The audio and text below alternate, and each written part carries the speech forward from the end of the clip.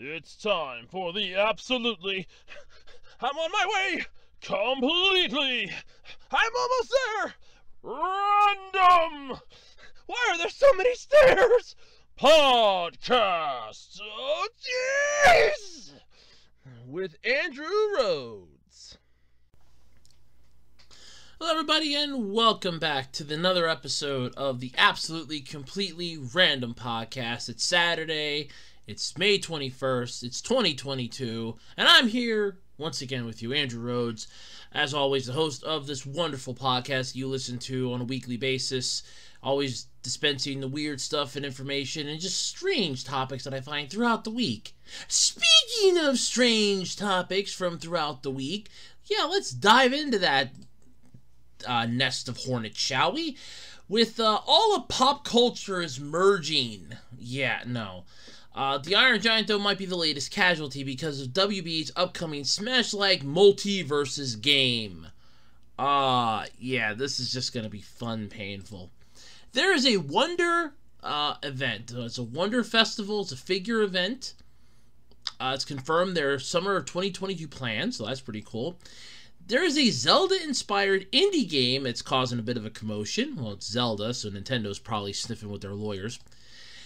A woman has made over $77,000 off of Demon Slayer counterfeits. That ain't good. And here's the future of gaming, boys and girls. A new cloud technology is going to be warning you when you can't play Kingdom Hearts. Aww, I thought your parents had to do that. It's like, you've been watching this long enough, you've been playing long enough, turn off that console. No, I guess not. All this and more this week on the Absolutely Completely Random Podcast. Before we get into that, as always, right here, same song and dance every single week.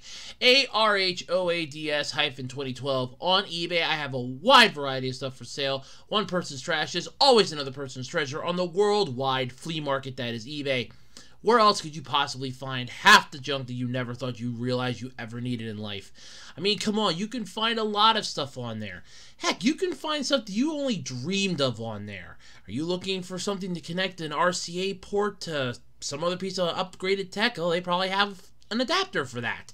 Are you looking to find a multi-port USB switch? They have one of those. Actually, they have many of those.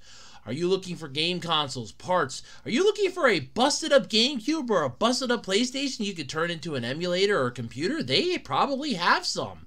No, seriously, they probably do. Somebody's probably just selling one for parts, just take the internals out and put your own new thing in. But yes, where else but eBay can you find all this wonderful stuff? And you can find it all on eBay. And while you're on eBay, which, by the way, does not sponsor me, but I would not be against that.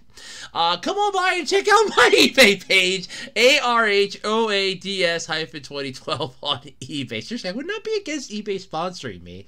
I kind of feel like that would be pretty cool. But yes, come check out my eBay page. It's ARHOADS-2012 on eBay. Come check me out on Twitter over at @TakeRhodes. That's the @ capital O, TAKU, capital RHOADS. There is no space. And don't forget to check out the official Web Designer 18 Facebook page. Like, comment, subscribe. We do have a Patreon and a Ko-fi page if you want to help support the channel. No pressure. I'm still doing this regardless.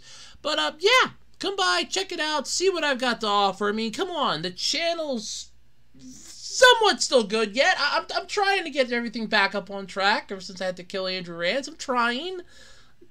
Bear with me. It's a work in progress. Alright, so this is the part where I usually go about how my week went and some other interesting little tidbits and stuff. So how did my week go? This is an interesting one. So I started my new job this week. 40 hours a week. It's long. I will not sugarcoat that. It is long.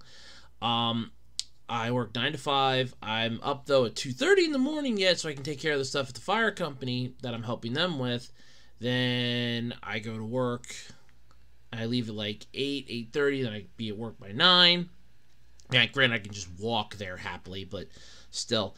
So then I get home 5. Eat around 5:30-ish. Then it's, I'm taking care of my stuff for like maybe an hour, and then next thing I know, I'm half a freaking sleep. I'm crashing by like 8. And then all of a sudden it's like, okay, so I'm crashing by 8 o'clock. And I'm up at 2:30 doing the whole thing over again. And yeah, so that's my life now. You know, the job is long. I'm never ever going to deny that. It is long. Is it enjoyable? Some parts of it, yes. Some parts of it, no. But I think that's with every job. Would I change it? Well, this job's mostly shutting up family members, so no, because this has them stopping the complaining train, so I'm happy with that. But yeah, so what does that mean though for the future of the channel? Well, I can actually still record the stuff early in the morning because what I help at least right now, what I'm helping the local fire company with isn't really much, so it's not exactly groundbreaking. But I can still record some stuff yet.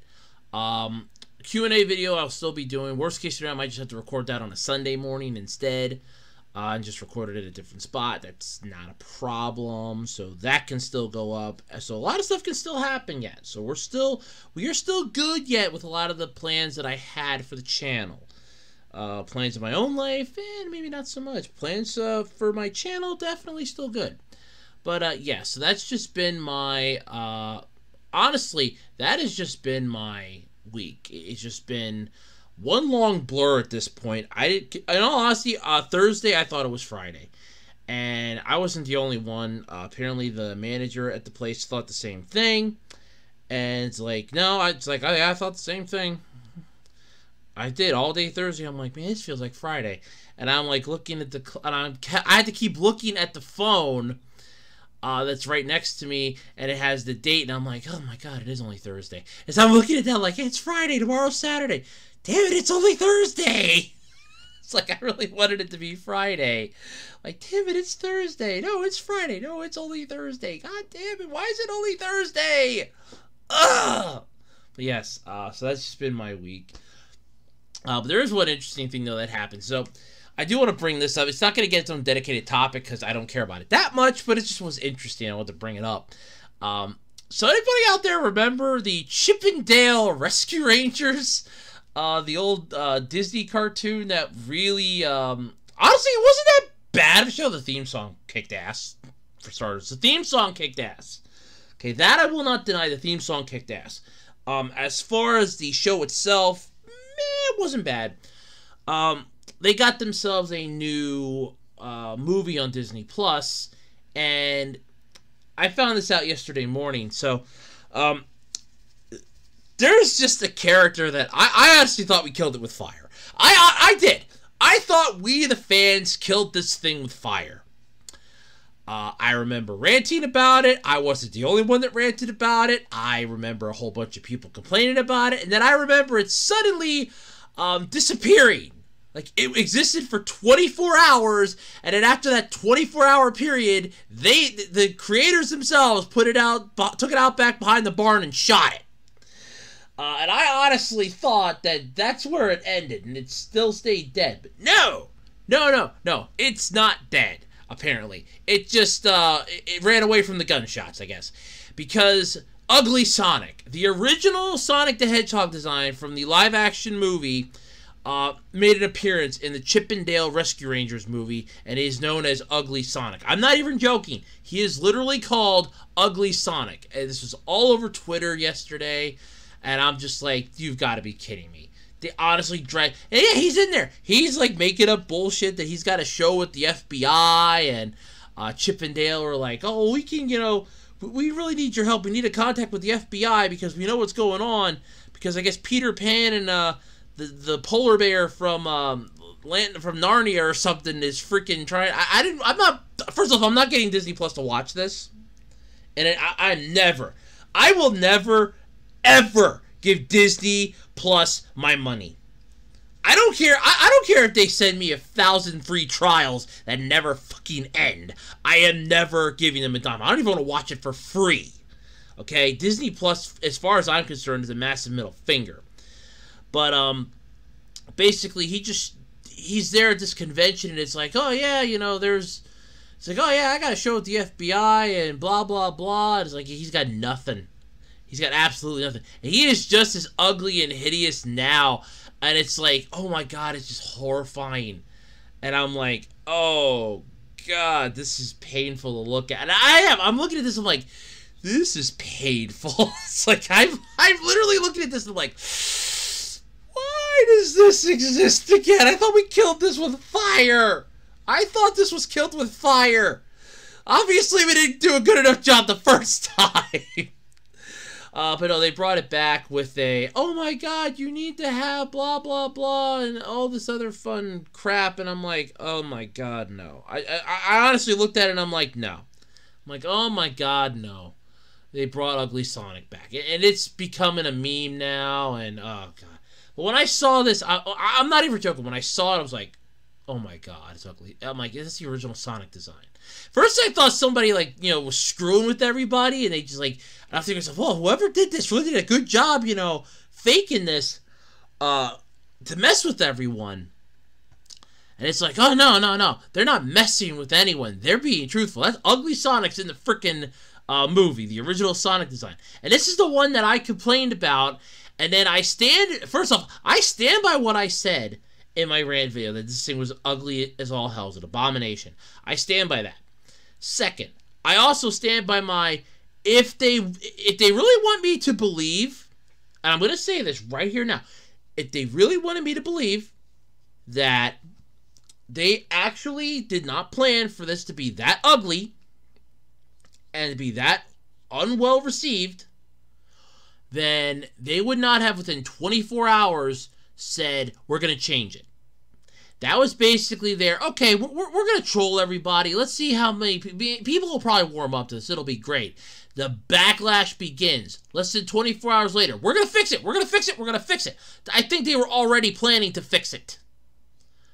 Oh, well, we have to delay the movie. Yeah, I think they were already planning to delay the movie. I'm honestly not joking anymore with this. I honestly feel like they were going to delay the movie because of it. I feel like they were going to delay it regardless, because as far as they're concerned, they looked at that and they're like, yeah, maybe the fans will like it and there won't be an issue, but worst case scenario, start working on a backup one. And I love how they're like, well, we have to redo all the scenes. What do you mean redo all the scenes? Just, there was a person that literally does VFX stuff for fun on YouTube that was like, no, you gotta redo anything. Just do this. And it's like, it literally shows how to do it, and it changes nothing. Everything from that trailer would have perfectly worked yet, and everything with the movie would have perfectly worked yet. So it's like, yeah, no, that's BS. But yes, Ugly Sonic is back. It's still alive. We didn't kill it hard. We didn't kill it hard enough with fire, and I feel like we need to do more. We need to kill it harder with fire next time. But it's back. It's now known as Ugly Sonic. So I guess, so you have Sonic, you have Metal Sonic, and now there's Ugly Sonic. So I wonder, is this what happens when Sonic goes unemployed for a few dozen years, and then and this is like this is the in between. You have Sonic, then you have Metal Sonic, and by the way, I know how the game I know how the game works. I'm making a joke here. You have Sonic, then you have Ugly Sonic after Sonic's unemployed, and then you have Metal Sonic when he tries to reinvent himself and be techno. I don't know. But yeah, that's everything. Yeah, that's been my week. I wanted to bring that up because it's not getting its own dedicated topic. Screw that crap. Because Disney Plus is not getting my money. I refuse to give Disney money. I flat out refuse to give Disney a dime.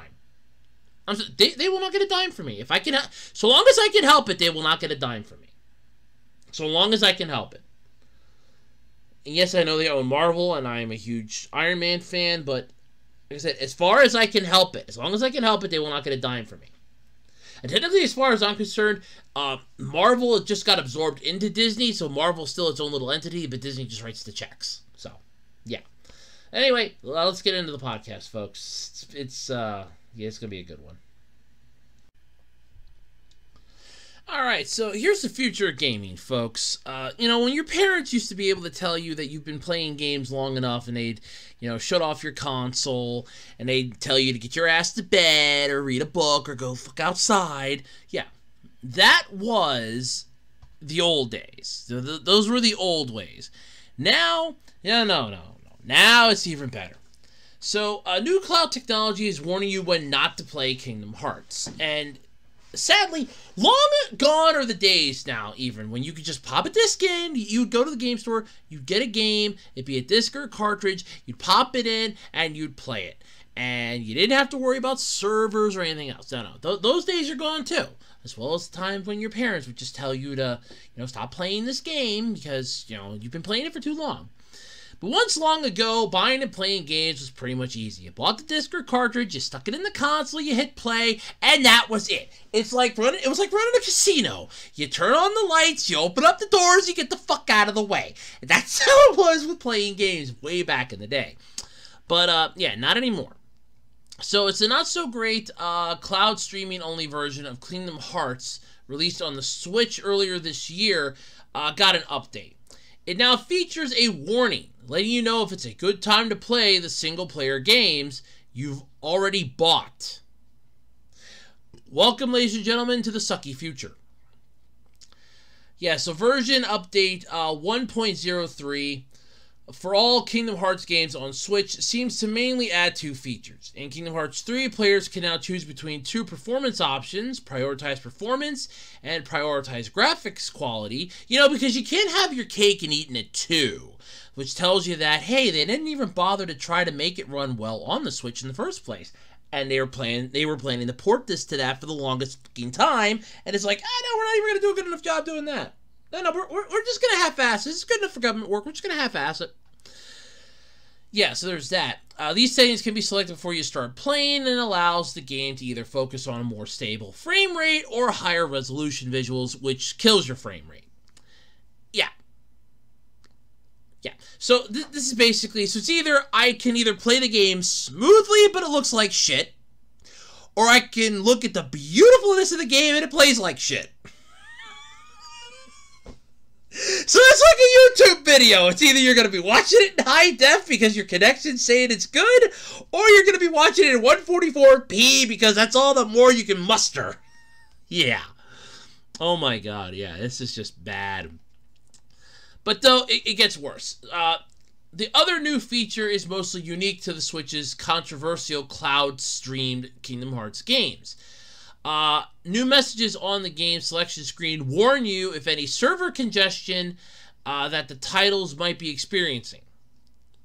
So basically, if you go on, and you might get a warning screen that says, hey, we got a high server usage right now. While you can still play, it's not going to be seamless. Come back later. It's basically telling you, don't play us now, go away. It's the bouncer at the fucking nightclub, and it's like, nah, you ain't in. You ain't in. You ain't in. Nope, that's what it is. It's the fucking bouncer at the nightclub, and the nightclub is your fucking Switch. You can't even play your goddamn Switch games. Thank you, Nintendo, for once again making gaming less fun.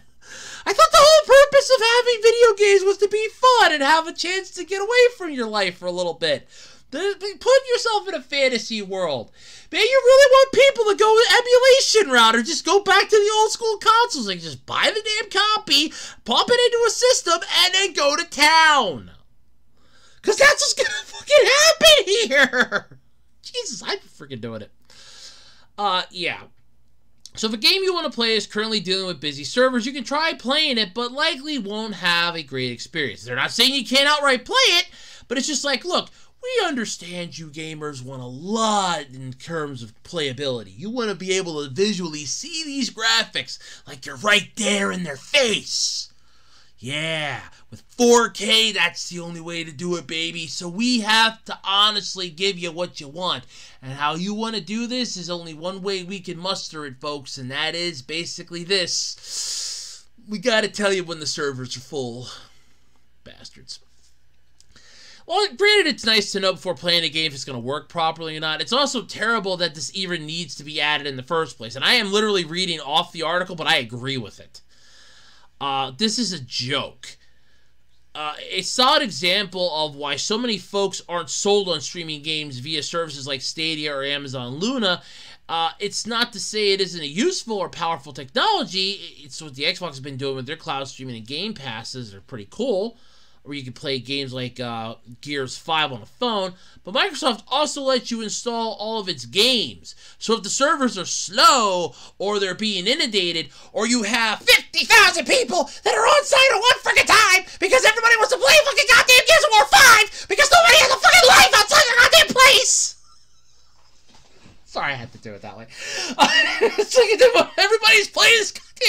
game, and I want to play it too, and I can't play this game. You at least have the option with Microsoft. They allow you to download and install the goddamn game off the fucking server. Hey, here's an idea for Nintendo Switch. Offer that as an idea. You're already charging people how much money? How about you give them the option to download your game? What's it going to be, 17 gigabytes? Hey, I'm pretty sure people that are already playing your Switch can handle a 17 gigabyte download. Hell, anybody playing fucking Xbox One S can handle a 17 gigabyte download compared to fucking 75 gigabytes and higher that you get for updates. I'm pretty sure that's a drop in the bucket. They're like, oh man, 17 gigabytes, shit, that'll be done in an hour. 10 minutes later, holy shit, it's done! Yeah, no, that's, I swear, it's like people are like, oh, it has all these, you get this like really fast. No! But then it's even worse when you have people that are like, well, we're just going to only do streaming services. That's where the money is. It's streaming services. Yeah, that's the general direction the money's going, but here's the problem. Okay? You're jumping on the bandwagon before the horse is even attached to the fucking cart. It's like, gee, I wonder if this will work the way we hope. You know, it's rickety, it's falling apart, there's a hole in the floor, but I'm sure it'll be fine. I'm pretty sure everybody said that about the Titanic before they got on board. Look what happened there. That thing sank. It sank like a rock. Yeah. It's just the fact that this is now in these games. The fact that it is literally in these games that you now have to be told, hey, this game may not work properly because it's, you know, massive server lag. Then give them the option to play offline, where they can just have it downloaded to their console, and they can play it on their console. You have a fucking Switch. Doesn't that thing have an SD card reader? I thought that thing had like a micro SD card reader. Just give it, just send like, better yet, sell them. Then you can make some money out of this, because I know Nintendo's all about the money. Sell them a freaking 128 gigabyte, you know, SD card, or micro SD card, and tell them, here, download the game via your Switch and play it when you're offline. Oh, I'm sorry, the servers are really full right now, but you want to play offline? Nah, not a problem, here you go. Oh, it's a stream-based game. Oh, I'm sorry, you can't do that. We need to make our money. And then how much are you paying for the rights to have that, though, is what bothers me. Because, like, that's not cheap. To stream games, you have to pay that monthly. It's like a streaming service. So you're paying a monthly fee to then be told you can't play this game. Oh, I'm sorry. You can play it, but it may not play the way you're hoping it's going to play, because there's a massive amount of people playing it at the same time as you, and our server can't handle it. I don't know about any of you.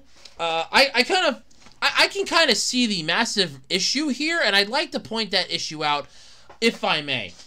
And that issue being, what? Followed by, the fuck?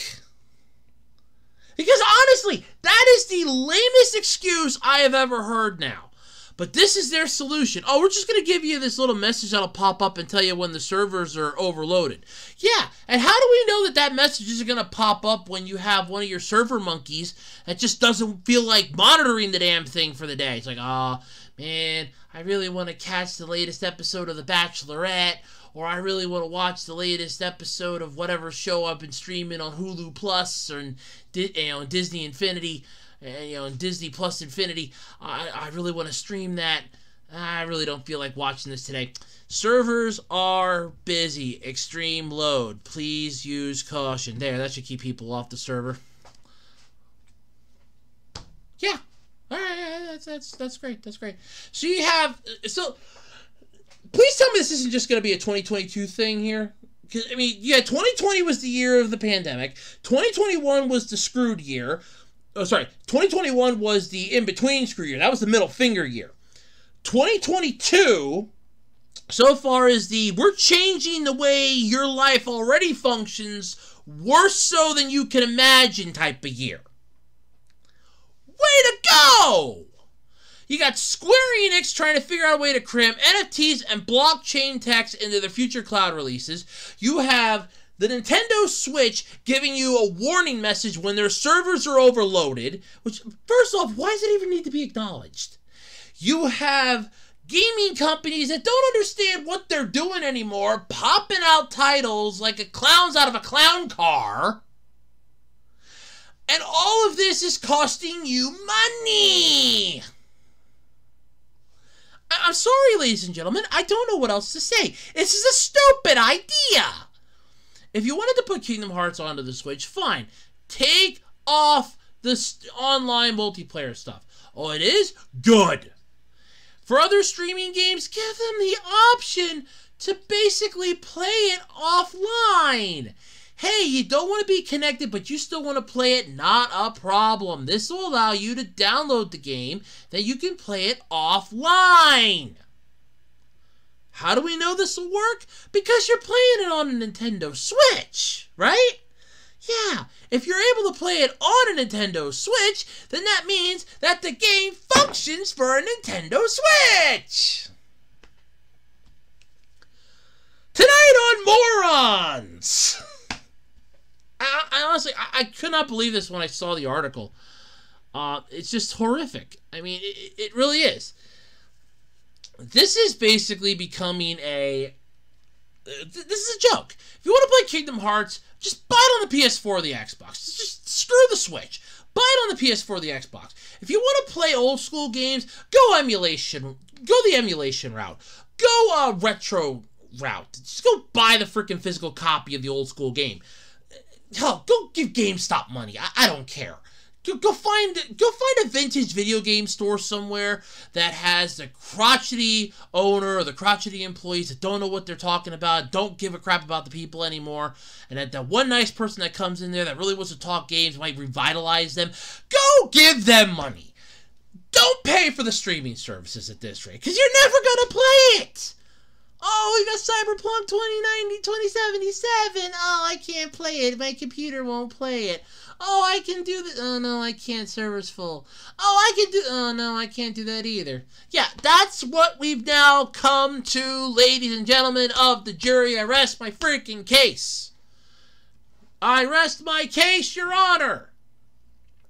I find the defendant guilty. I find them guilty. I see them as guilty. Tell me how I'm wrong. Yeah, it's a freaking joke, and honestly, it's a joke that's just not... It stopped being funny a long fucking time ago. And hey, guess what? It's still not funny now. Only now it's getting worse. So, beforehand, when you used to just be able to have your mom or dad or your grandma, grandpa, or your cousin just whip the game out of the console and beat your head over with it and say, get your ass to bed... No, or even your older sibling that was babysitting you. No, can't do that. You can't even just pop a disc in the cartridge in the console anymore. Nope, everything's digital. This is what happens when you leave everything digital. Physical media still has a purpose in life. What happens if you want to stream a movie, but the servers are down? I can't watch this. I don't know what to do. Oh, hey, how you doing over there? I can't watch Netflix. They're down. Oh, that sucks. Hey, I'm about to pop in Avengers Endgame on my DVD player. You want to come over and watch it? Bring your own popcorn. Welcome to where physical media still has a use, folks. God. Alright, this topic, this is just freaking interesting to me. When you have a series that goes gangbusters, and it's blowing up left, right, and sideways, you are going to have counterfeits coming out of the woodwork. When Pokemon first debuted, and the trading cards hit the States, there were fakes galore. Man, if they would have had access to computers like we have now back then, oh my god, they would have flooded the market with fakes, and then the cards would be worthless. Now, unfortunately, the cards are worth more money than a freaking Honda. Hell, you could probably sell most of your Pokemon card collection and buy a Mercedes. Or a Bentley. Or a fucking Ferrari. I don't know. I honestly don't know what half of them are worth anymore. And I have a butt ton of them at home. I have a butt ton of them, and I don't even know what they're worth. But this is, honestly, one of the stupidest things I've heard. So now, when you know you're selling bootlegs. You are basically hoping that you're not going to get caught. Like with, you know, VHS copies of movies, that you snuck a camera into that theater and recorded that. Or the DVDs nowadays, it's like, you snuck into that theater, you were recording this on your iPhone for like 3 hours, and you watched that 3-hour movie, so did your iPhone, and you walk out of there, it's like, yeah, this is going to be great, I'm going to burn this to 1,000 DVDs and make a mint. $5 a pop, man, it's going to be great. Yeah. Piracy is not a victimless crime. It's really not. And this proves it. So a woman may have made $77,000 off of Demon Slayer counterfeits. I'm willing to bet it's probably a little more than that. To be honest with you, I'm going to go with a little more than that. Honestly, just for mostly conversion's sake, and because this was back in like January and December of 2020, December of 2021. So I'm going to go with a good almost 2-year span. I'm willing to say a little more than $77,000. It's probably a little north of that. So this woman in the Funabashi Chiba Prefecture is in hot water for allegedly selling bootlegs. Look, either your hand was in the cookie jar or it was in the cookie jar.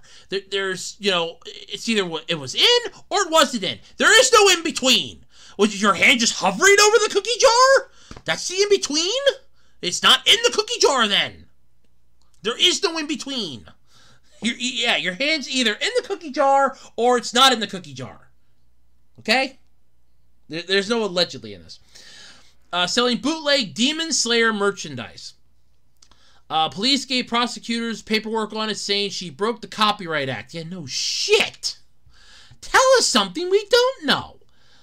Police believe that she sold a fake Demon Slayer smartphone case around March 21st, 2021, asking 1,430 yen, approximately $11. Wow, $11 for a smartphone case. Jesus Christ! Crikey! I can't believe we've gotten that far. Jesus Christ! Crikey! I had to, I'm sorry. Some months later, though, she was allegedly caught with 64 other counterfeit items that she planned to sell. Woo! 64. So you got her for 65. Oh, sorry. One supposed item, because you believe she sold the fake one, and then 64 other possible items. Cool. Making $11 off a fake smartphone case might not seem like much, but it's actually only the surface of what may have happened.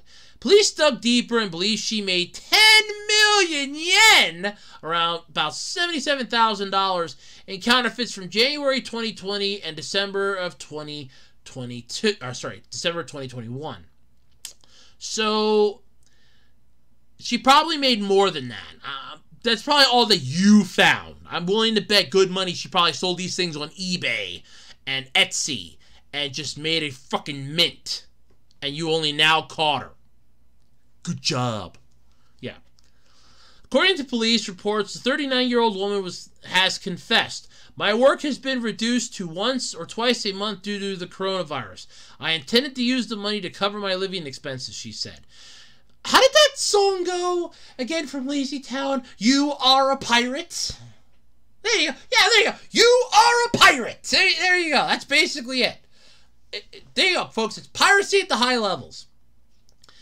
It seemed that she bought the items from a Chinese website, knowing they were counterfeit, and sold them using a flea market app. Okay, so first off, then, she really can't be held responsible for this. She bought them. Now, whether or not, now she goes, knowing they were counterfeit. Now you don't know if they were counterfeit or not. That's just it. Now, I'm not a lawyer. I want to stress that right away. I am not a lawyer, but there is a loophole here you can probably go through. Now, granted, you're still in deep shit, but you could argue you did not know that they were counterfeit. They could have honestly just been leftovers from production runs. They could have been errors that they were supposed to throw out, and somebody's like, hey, I'll put these up on this site instead, And then that way, they get out there into the world, somebody might like them. So they might be errors. There might be something wrong with them. They might not be cut right. They might have an issue with them. The plastic might be shit. The graphic might be, printed wrong. It might not have came out right. It could have been a bad batch. You don't know. So there's a little bit of a legal precedent there. Now, am I saying she's completely innocent? Hell fucking no. But she could argue it. I sold them using a flea market app. So my guess would be eBay, Letgo, Etsy, probably eBay or Letgo. Yeah.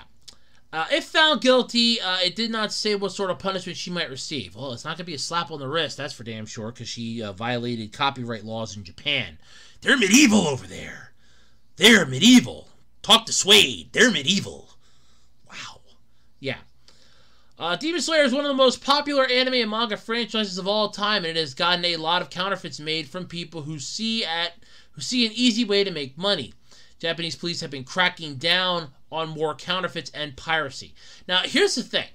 Now, I recently just bought a couple more Hunter x Hunter licenses on eBay, and now somebody could go, "Oh my God, those are counterfeits. You bought counterfeits." No, they're fan-made. Because the person that made them for cosplay purposes and for collectors to say, hey, I own a Hunter x Hunter license. Because officially, there is no Hunter x Hunter license out from an official source. It is basically a cosplay item that was fan-made. So you're not violating anything in that route, or even in that respect. In this lady's case, however, while I want to say you have a chance to fight this, if I were you, I'd get it. If I were you, I'd hope and pray your lawyer went to night school. You might be able to squeeze a lot of this. Yeah. But I'm not even going to tell you what the description for, Demon Slayer is. I'm sure you know it by now. But yeah, granted, okay. I can look at this and interpret it one of three ways. One, she knew what she was doing. She got caught. And she's willing to accept the consequences. She confessed. Okay. You confess to selling items online to keep your head above water. If that's a crime, then I'd have to go to jail too, because I sold stuff on eBay for years. Trading cards, DVDs, action figures, you name it. So if that's a crime, then I gotta go to jail too. So then come lock me up. Now, you're admitting to selling counterfeits. Okay, now see, I didn't sell counterfeit stuff on eBay. Stuff that I sold was just leftover stuff from my collection to help pay bills and make ends meet and keep my head above water. But I like how it's like, she bought the items from a Chinese website knowing they were counterfeit. No, there's a gray area there. Because did you buy them on Alibaba or AliExpress? Because they might be counterfeit. Might be. They could just have been air. Where do you think this crap comes from, by the way? That's where it comes from. It comes from China. So it's like, okay, they might have, honest to God, this could have just been a massive run that they were like, nope, it's not right, or it just wasn't done correctly, or there might have been like cuts that were wrong, or they might have screwed up, and let's say it's supposed to be a run of iPhone 13 cases, and it said it was iPhone 12 cases.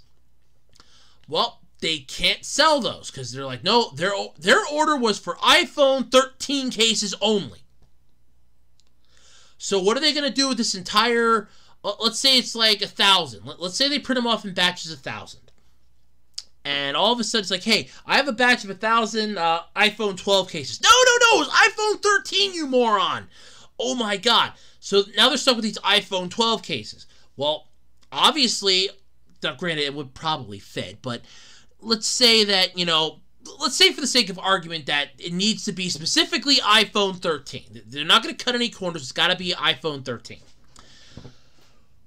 What they're going to do then, because now they're stuck with these things, they're not going to give them to the people that ordered them, because they're going to go, no, my order was for iPhone 13, and I don't want your, fuck-ups, and they'd have to give them to them for free. They're going to want to try to recoup some of their losses, because plastic's expensive, the manufacturing process is expensive, running that equipment is expensive.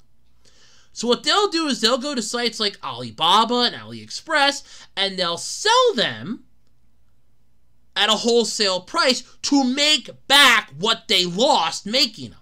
See, here's the thing. It only costs like about $1 to $1.50 to make some of these cases. Sometimes $2 at max to make these. Shipping it and everything else. So, yes, I've watched Shark Tank, so I kind of know this. Alright, so let's say that they go onto Alibaba or AliExpress and they're selling it for, let's say, $1.75.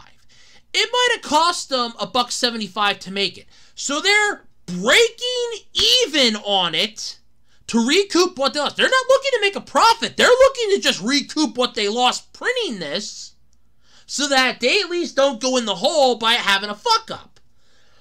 So they may not be counterfeits. That's my point here. Now, unless it specifically is a counterfeit, or let's say that it's supposed to have like the Viz logo or something on it, okay?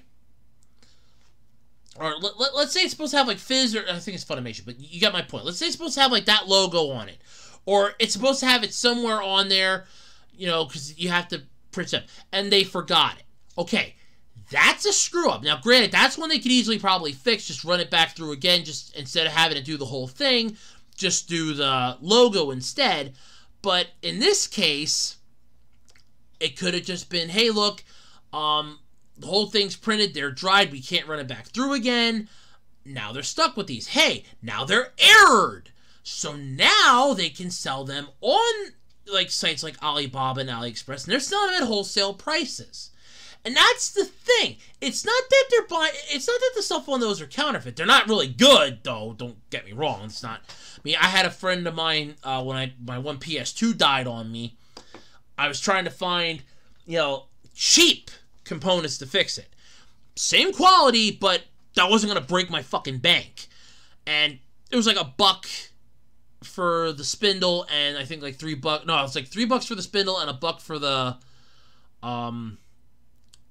yeah, it was $1 for the laser and and like $3 for the spindle, or $3 for the laser and $1 for the spindle.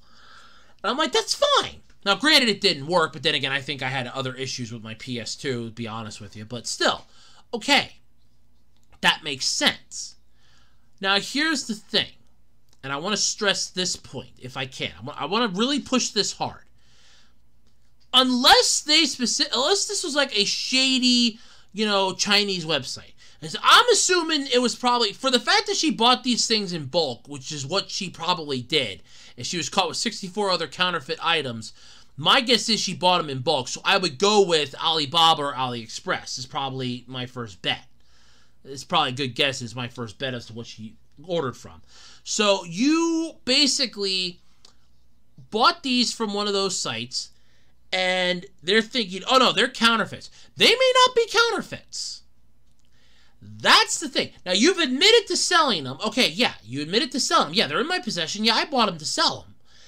The question now at this point is, are they actually counterfeit? Because if you bought them off of a Chinese website, my guess would be either Alibaba or AliExpress, and in that case, they may not be counterfeits. They might just be errors or production fuck-ups that, you know, they couldn't sell to the customer that bought it in the first place. So to recoup their losses, they're like, hey, we'll put this up on here. It costs us, what, $2 to make it? Maybe they'll sell it for like $2.25 and they'll make a quarter profit to just make an extra quarter or something. It's like, look, we can't, you know, we want to at least recoup our losses. Worst case scenario, we make a quarter. You know, it's not going to be much, but they're not going to go in the hole from it. That's one of the interesting things that Alibaba and that does for you. Especially when you have companies like that, you know, that's one of their things. Like, look, we're not, you know, screwing people over. It's, we screwed up, and it's understandable. So that's kind of what I think the red flag is here. There's a gray area. I kind of think, I really do. I kind of feel like she might be okay, but at the same time, I don't know. Like I said, I'd hope she has a good lawyer, because she confessed. But yeah, she confessed to selling them. She confessed to selling them to cover her living expenses. Yeah. Okay. So you probably bought these things for, all right, you're selling them for $11. My guess would be you probably bought them for like $5. or you bought, let's say she probably bought them wholesale bulk. Let's go. She spent $45 to $50. Okay, and she's decided I'm going to sell them for $11 a pop, and she's got a lot of maybe 20 of them. At $11 a pop, yeah, she's going to make $210. Now, is that a bad thing? No, because she's making profit. The question is whether or not they're counterfeit. And like I said, she bought them off of Alibaba. I want to say they probably aren't, but then again, they might be. I don't know. Because, you know, Alibaba's not fully regulated, but at the same time, yeah, it's a give and take sort of deal. I don't know. But yeah, sucks either way, but yeah, it is what it is. But there you go, folks. There's a little bit of an insight for you. Gotta love Zelda. I mean, how many Zelda games are there? There's too many to freaking count. There's a whole bunch on the NES, the SNES, I think the N64. Oh, yeah, the N64 definitely had some. You had Majora's Mask, Ocarina of Time. The GameCube had the Wind Waker. And then then you could also play with the promotional disc. The Wind Waker, or sorry, you could play Majora's Mask and Ocarina of Time on the GameCube. You also had Twilight Princess on the GameCube. Then you also had that then on the Wii. And the Breath of the Wild, and the upcoming Breath of the Wild 2. And then there's all the ones on the Game Boy Advance, and the DS, and Zelda is a popular franchise. Yeah. Art is meant to be copied, though. I mean, everybody knows this. There's a saying once in a movie that there are no original ideas anymore. Every idea is a theft of another idea at this point. Everybody's already had it. Somebody's seen it and said, hey, I could do that, but better, and then I can make some money at the same time. So every idea, there's no original idea anymore.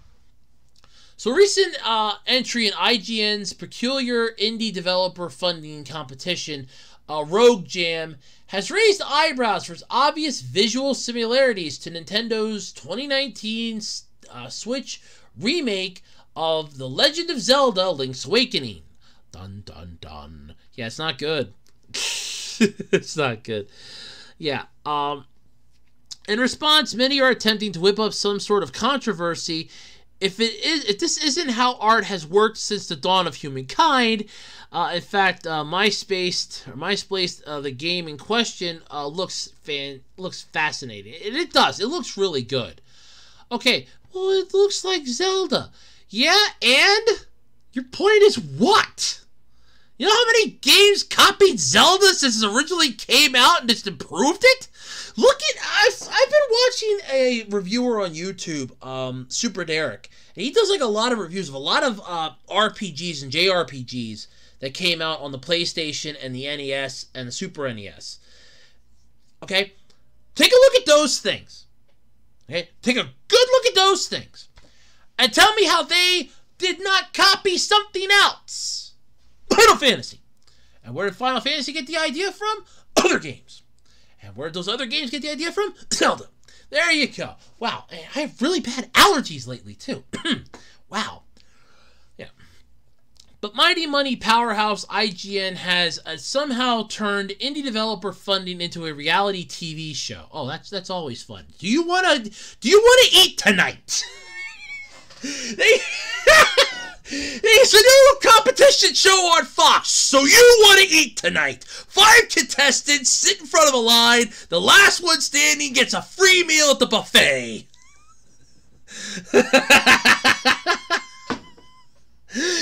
We've sunk so low to make sure that you people have food. Do you want to eat tonight? 8 p.m. on Fox. I'm sorry. I love that joke. It's one of my favorites. Oh. Yeah. So Rogue Jam is a heavily sponsored series of videos in which a collection of industry figures, including Reggie Fils-Aimé, so known as the guy that used to run Nintendo. Come on, Reggie! Give us Mother 3! Yeah, that guy. Judge unsigned in-development games with a view to one getting a deal with publisher Rogue. You know, the sad part is, even just saying that, it doesn't feel like a victory. It kind of feels like the consolation prize after your date walked off with Nintendo, Sony, and Microsoft. And it's like, those three, you know, are taking them over to introduce them to the higher up table, and there you got Rogue just coming up behind you like Zoidberg on Professor Farnsworth. It's like, I'm so into you. Yeah, I'm not comfortable. I need an adult. Yeah, that's what this feels like to me. You were just saying that. Getting a deal with publisher Rogue. No, that doesn't feel right either. It feels dirty and wrong. It's dirty. Oh, God.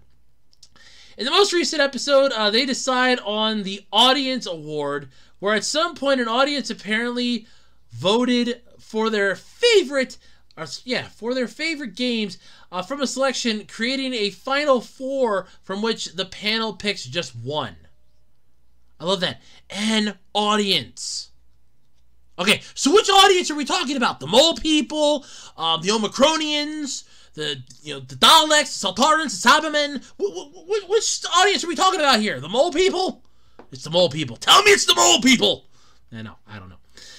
Within all this overproduced, bewildering bullshit, I'm sorry, this is crap.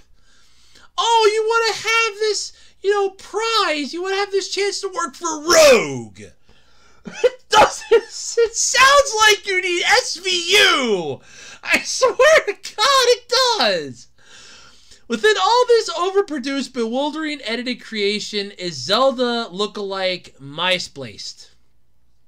MySplaced, I guess. And its co-creator, I'm not even going to try to pronounce the name. I apologize. I will butcher it. I know that. So I'm just not going to try because I will butcher that. I know it for a fact. And I really don't want to offend you, so I know I'm going to butcher it. I don't want to try. The whole episode plays out as an uncomfortable confusion of asking unknown indie developers to pander to major industry figures who would otherwise ignore them. It's basically like the dating game, where these three hapless losers, the nerd, the geeky nerd, and the one that's currently popping all the pimples on his face, have a possible chance to go out with this porn star. Tonight on the dating game, where you have a chance to go out with this and it's never gonna happen. The reason why is because we had to bribe her to come here. Yeah, come off it. Who would never otherwise talk to them. Yeah, that's right. That's right. They would otherwise ignore them. Okay. So IGN can sell Galaxy Racer ads. That's the entire... It's just so IGN can pitch their own shit. Yeah. Yeah. Oh, wow. Wow. And then apparently there's an entire moment. And you can actually watch the whole episode. Is up on YouTube. Oh, my God. At 26 minutes and 36 seconds when... Dun, dun, dun. Music plays out after the most Bangle Reggie comment about a game called Cold Fortune, as the show throws to imaginary commercials where you attempt to wonder, why am I still watching this crap? God. Oh. Despite the name looking like someone was trying to remember that pre-Facebook social site. Oh, you mean MySpace? I remember that. I'm old. I remember that. This is in fact a game that immediately looks an awful lot like a recent remake of Zelda of Link's Awakening. And to the panel's credit, they don't condemn the game for its visual similarities to the 2019 Switch remake, but in fast focus more on issues with difficulty and of course how it differentiates itself from its inspiration. Although Reggie rather oddly requires that this specific game be something that a player is going to say, wow, this is something new, and not at all what I've done before, or what I've ever done before. Dear Reggie, stop. You have worked in the gaming industry before, correct? Stop. Games have copied each other for years. Stop. You don't understand it anymore. Stop. You suck. Stop. Sincerely, the fans. There you go. There's a telegram form. Jesus Christ. Might as well just say Grandpa Telegram. It makes about the most sense. Others have responded, though, far less kindly. Multiple sites are reporting the story through the lens of outraged fans, with words like "rip off" in their headlines. Yeah, meanwhile, IGN framed the entire episode around the sense that there should be some controversy here. Its cold open has Reggie declaring out of context that when a game looks too similar, the community can be harsh, and its promotional blurbs using phrases like unashamed clone and a shameless Zelda clone. So even IGN is just using this to pat their own, to further their own career, stroke their own dicks, and and basically spank it to themselves.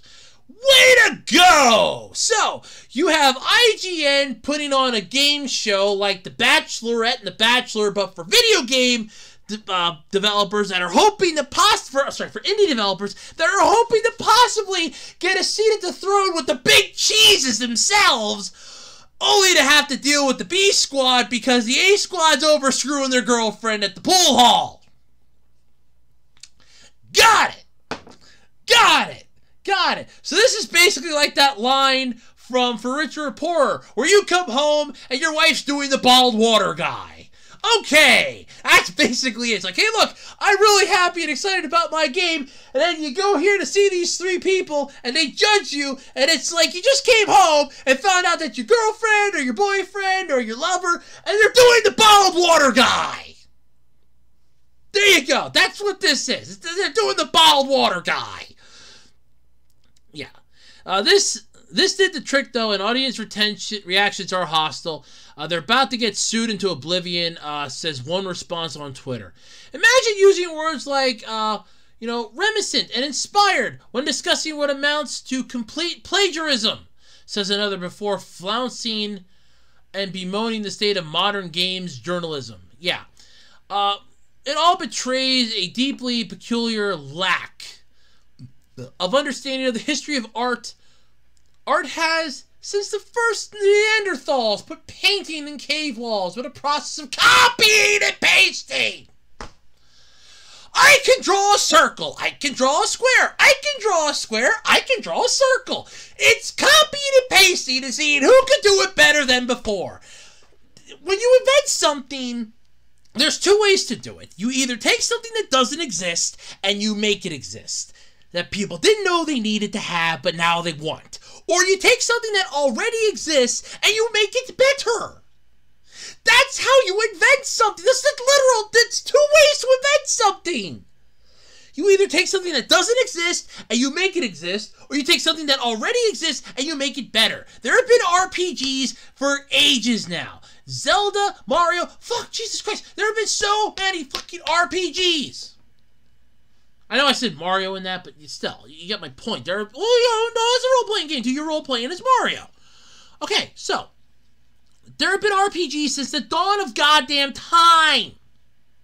1, 2, you are smoking crack!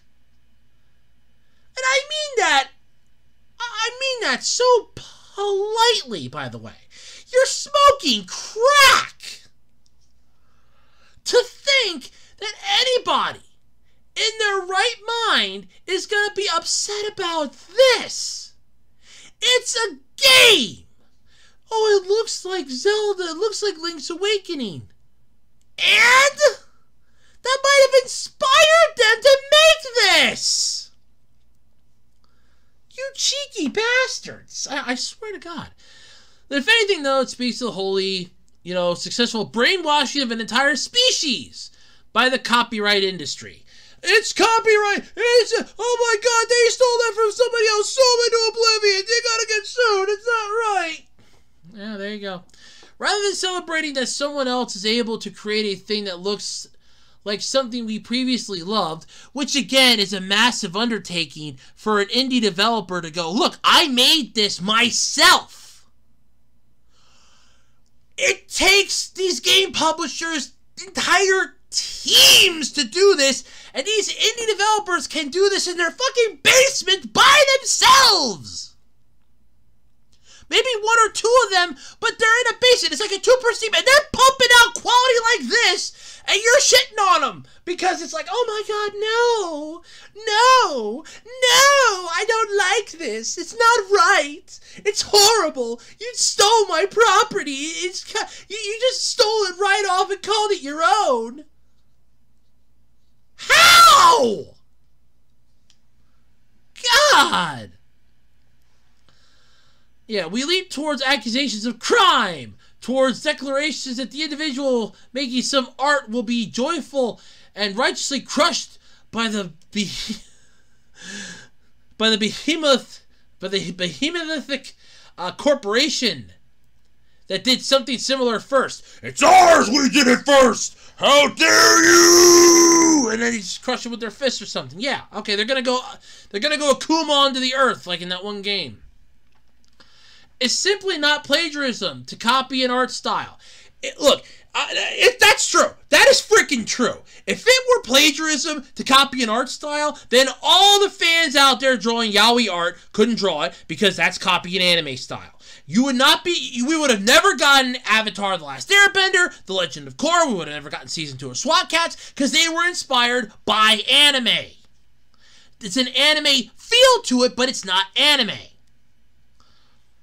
You would not have a lot of these games that, look, plagiarism, it's not plagiarism to copy an art style. Oh, look, this is an art style from an RPG. It's in my RPG. It's a different story, different plot, different mechanics, everything else, but the art style's the same. You stole my art! Like fucking hell! Seriously. I mean, I'm not gonna, like, keep going into this much further because I'm getting kind of tired of bitching and complaining here, but honestly, yeah, I'm not sure. I'm just, you know, I don't know. I don't know. MySpace went on to win the vote not only of IGN's audience by the slimmest of margins, but also by that of the 4 industry judges. Also, the 4 people that were there judging your ass still liked it enough to pass you a win. Hypocrites! Hypocrites! Hypocrites! Christ. Christ on a cracker, they're hypocrites. Yeah. Okay, so it went on to win, but also that, yeah, it won the 4 judges, meaning the creator gets $50,000 to put into development. So despite the framing by IGN and that of others reporting on it, this is still a win. But now it's a win that's marred in controversy because now you're going to have people for years coming at this and saying, this is that Link's Awakening clone that person, that indie developer put on that IGN show. And Reggie said it was a clone. Reggie said it was a plagiarism. It should never have won. You realize that this person that won this now is now looking at this like, in all honesty, and I really hate to say this is what I would do. I would look right at this, okay? And I would look right at them and I would say, I don't want I don't want the money. I don't want the money. I don't want the reward. I want none of it. Screw off. I don't want it. And be done with it. That's exactly what I would do. I would just throw it right back in the face and go, you know what? I don't want the money. No, I don't want the money. You dragged my name through the mud. You dragged my game through the mud. I don't want the money. I don't want your prize. Take it. I'll quote Carl Bradowalewski here from Aqua Teen Hunger Force and just say this. No, you stick that money right back up your ass. I don't fucking want it. That's exactly what I would do. I would take them, you know, it's like, no, fuck it. I don't want your money. And they can look at you and go, oh, you just wanted publicity. No, I wanted to show my game off. You people made me out to be some type of a fucking thief.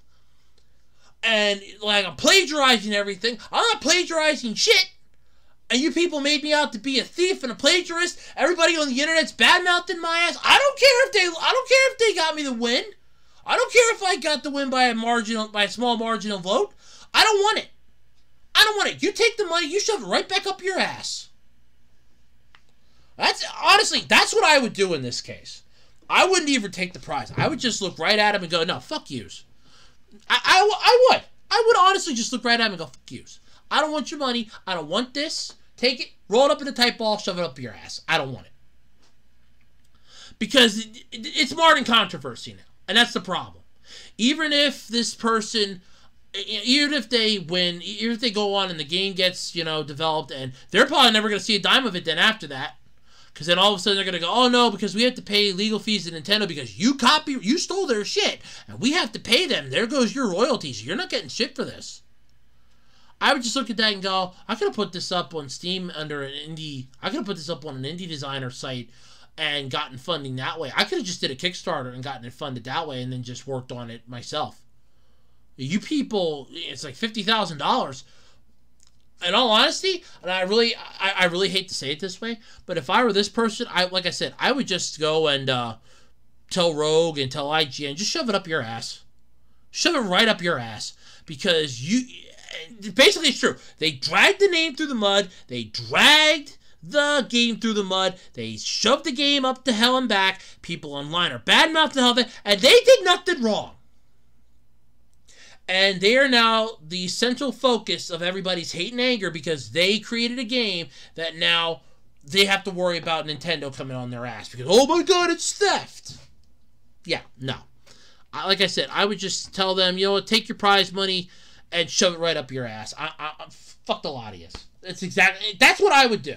I'd be like, look, I created this, I put time and effort in this, I wanted to show it off, and I was so happy to show it off, and then to be ridiculed that I stole, it looks too similar, blah, blah. I can take criticism.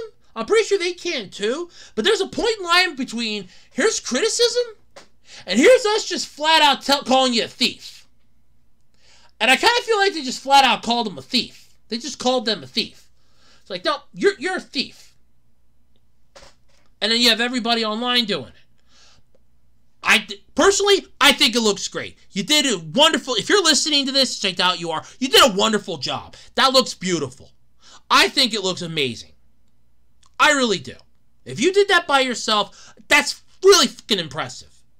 And Nintendo would be lucky as hell to have you. Any gaming company, any game publisher would be lucky as hell to have you.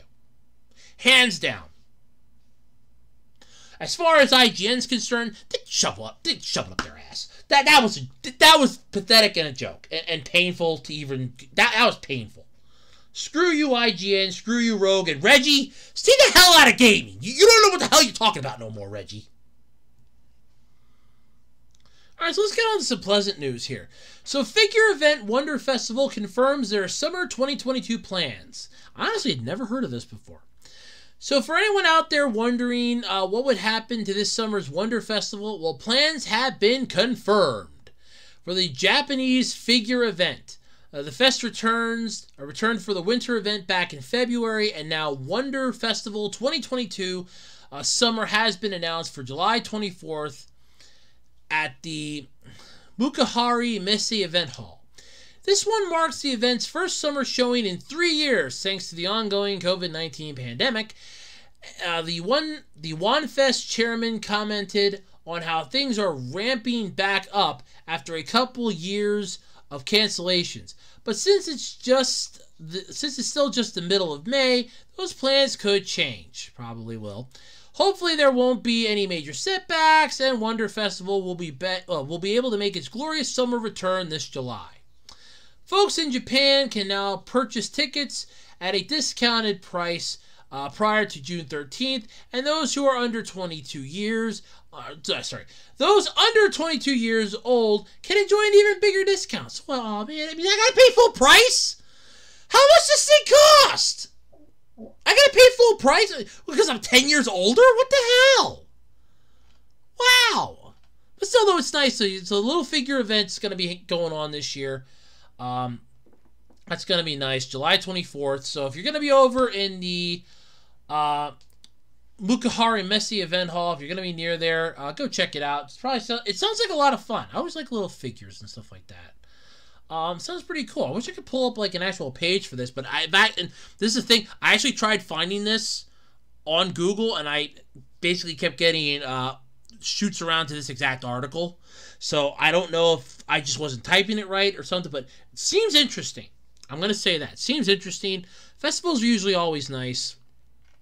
Yeah, go check it out. Maybe it'll be cool. Who knows? But yeah, sounds great. They're at least going to be able, it's going to be back. That's all that matters. It really does. At least that didn't die off the way of so many other things right now. All right, so this is interesting. So I know I talked about this a while back, and the WB's upcoming Smash-like game, Multiverses, they dropped, I think it's their final trailer for it, and we get Super Shaggy. And first off, I want to know, when in the hell did Shaggy ever go Super Saiyan? Did I miss that part? I mean, I'm not a huge fan of Scooby-Doo, but did I miss the part where Shaggy went Super Saiyan? I mean, was that like a 4-episode arc or something, or a 10-episode arc that led to him going Super Saiyan, where he's able to just whoop ass and take names? Because he teams up with Batman, somebody whacks down a sandwich, and then all of a sudden he goes Super Saiyan on their freaking ass. You got the Tasmanian Devil was getting kissed by Harley Quinn. There's Steven Universe in this, Garnet, Superman, Finn and Jake, and of course the Iron Giant. They recently released the new trailer for this upcoming Smash-like fighter called Multiverses. You get characters like Harley Quinn, Bugs Bunny, and Shaggy. They're going to fight each other before Superman and the Iron Giant show up in the end. While some enjoy the trailer, other viewers were disappointed to see the Iron Giant. The massive robot who, if you remember the movie, chose a path of non-violence. Again, used by WB as a generic warlike robot, completely contradicting his established character. But to be fair, because I actually have watched The Iron Giant, it's one of my favorite movies, and my mom has it on DVD because I got it for the 1 year for I think it was her birthday. So how did it go? Okay, he knew he was a machine built for destruction. He chose to sacrifice himself to save everyone. He knew he could stop the missile that was coming down that would have killed everyone, so he purposely sacrificed himself so that they would all live. In Ready Player One, the Iron Giant was being used to defend people, to defend the world from the evil corporation that was hell-bent to take it over, the Oasis. They were hell-bent to take it, and the Iron Giant was used as basically a defender. That robot was in that movie as, look, I'm here to, fighting for peace. Granted, it was controlled by the one character, but still, they were fighting for peace. It wasn't a warlike robot. It was using its weapons for, peaceful endeavors. I know Gandhi was the advocate of, finding alternative methods and peace and love and everything else, but I'm pretty sure there's a point when you have to actually, violence is never the option, and it's only ever useful when all other avenues have been exhausted. And in this case, yeah, it might be possible that all other avenues might be exhausted prior to this, so you don't know. But yeah, so basically, the 1999 animated movie, which isn't really bad, it's just good. In the film, the Giant is a robot from outer space. I think it was Mars. It was supposed to be from Mars, basically. Yeah.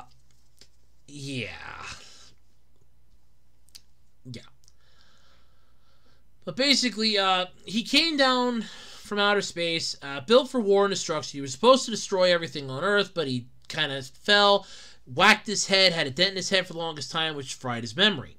Because of that, he didn't know who he was. He didn't know who anybody was. He didn't know anything that was going on.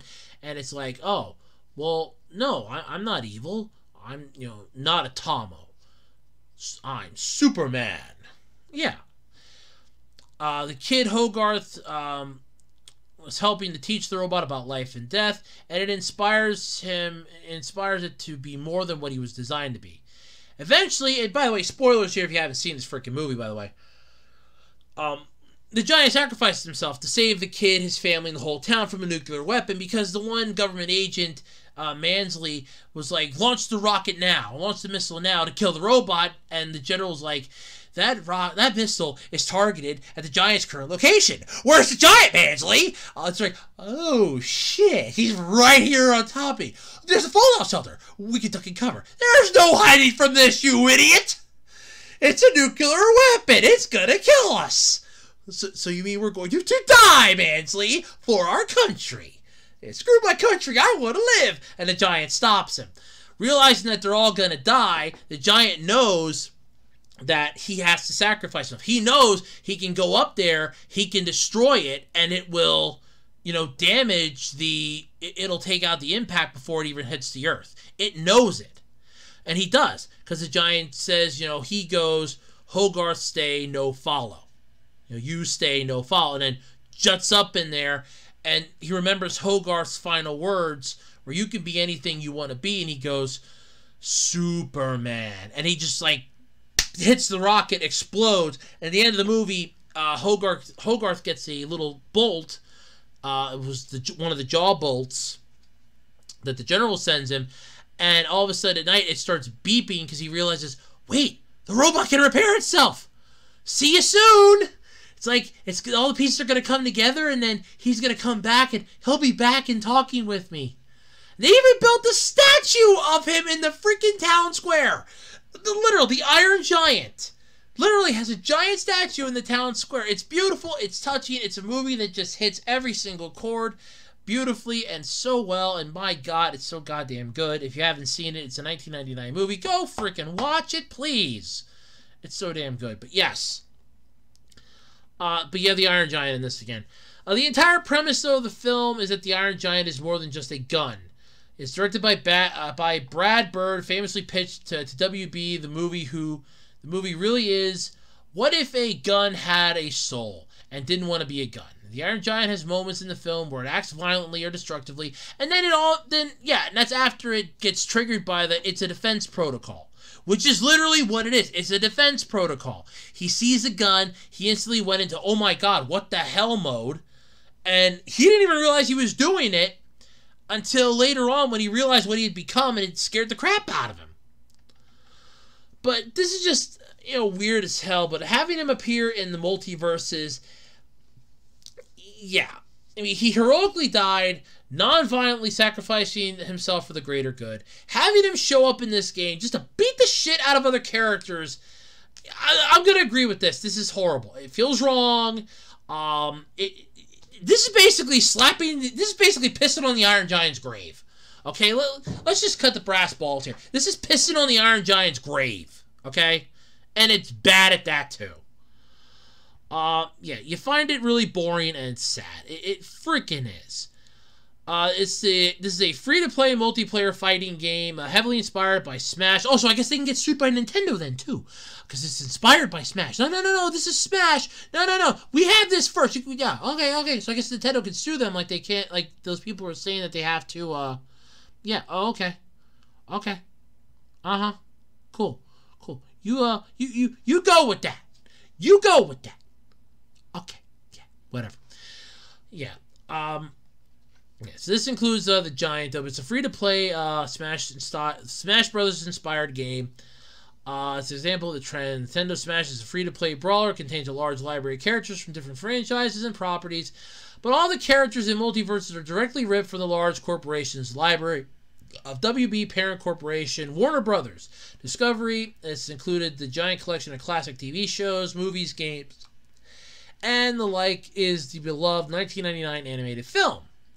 And because WB owns that character, it can toss it into a giant blender alongside Bugs Bunny, Batman, Shaggy, Scooby-Doo, and all the other fun ones, just for shits and giggles because it feels like it. Yeah, that's just great. The trailer, I saw the trailer, I was just kind of like, what the hell? I was just kind of like, meh, who cares? It's a Smash clone. Let's just say it for what it is here at face value. It is a Smash clone.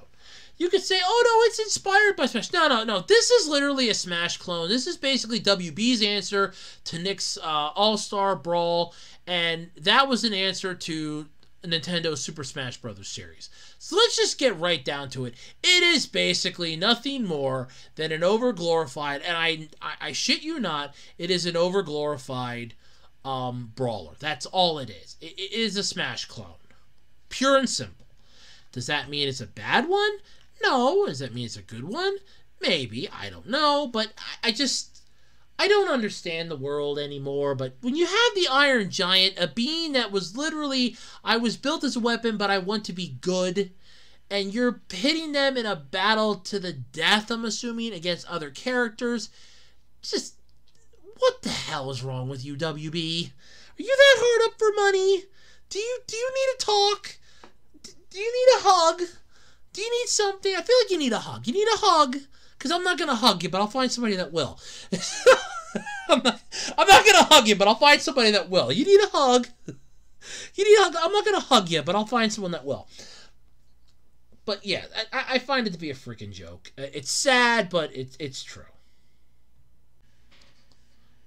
All right, everybody, that's going to do it then this week for the Absolutely Completely Random Podcast. I'm Andrew. I'm out of here. I'm tired. I'm sleepy.